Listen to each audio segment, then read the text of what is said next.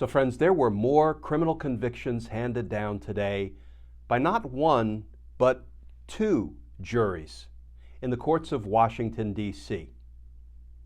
Let's talk about that, because justice matters.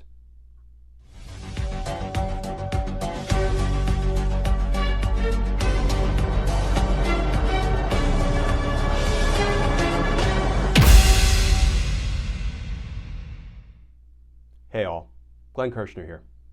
So friends, today we had a little bit of a bright spot on the legal landscape. You know, I don't always want to focus on the big dark cloud. Sometimes we have to look for that little bit of silver lining peeking out. Today, a jury in federal court in Washington, D.C. convicted four more defendants, four more oath keepers of the deadly, serious crime of seditious conspiracy, the attempted violent overthrow of our government. Here is today's reporting from the New York Times. Headline: Four more Oath Keepers members convicted of sedition in second trial. And that article begins, four members of the far-right Oath Keepers militia were found guilty of seditious conspiracy on Monday for their roles in trying to keep Donald Trump in office after his 2020 election defeat, nearly 2 months after the group's leader, Elmer, don't call him Stewart, Elmer Stewart Rhodes, was convicted of the same offense in a separate trial in November. A jury in federal district court in Washington also found the four defendants guilty of two separate conspiracy charges.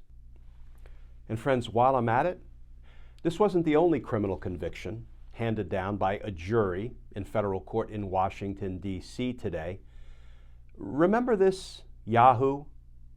This guy who was photographed during the insurrection, during the attack on the U.S. Capitol, cooling his heels on Speaker Nancy Pelosi's desk.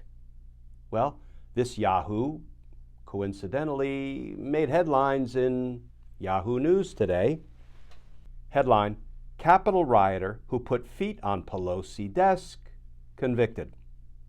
And that article reads in part, in a separate Washington courtroom Monday, separate from the Oath Keepers trial, Robert Barnett, the man famously photographed on January 6th with his feet on a desk in House Speaker Nancy Pelosi's office, was convicted of disrupting Congress and other crimes. The convictions brought to around 530 the number of people who have been found guilty or pleaded guilty for taking part in what prosecutors have called an insurrection to keep Trump in the White House after his election loss.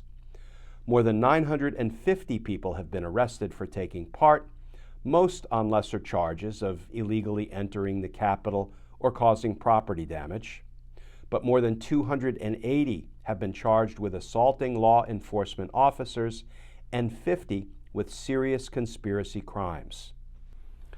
So yes, lots of people have been held accountable, are being held accountable, but I feel compelled to add this.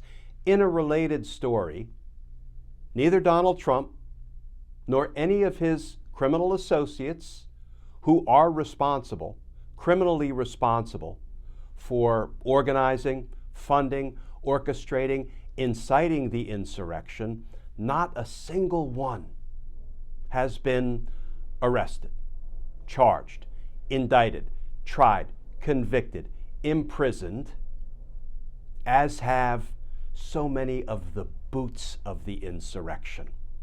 Donald Trump's foot soldiers, the ones he lied to, told them their vote was stolen, their election was rigged, their president was being unlawfully taken away from them.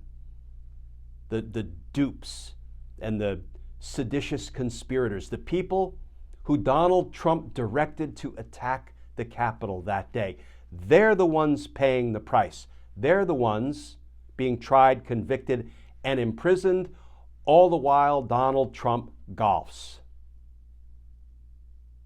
And that's got to change. Because justice matters. Friends, as always, please stay safe, please stay tuned, and I look forward to talking with you all again tomorrow.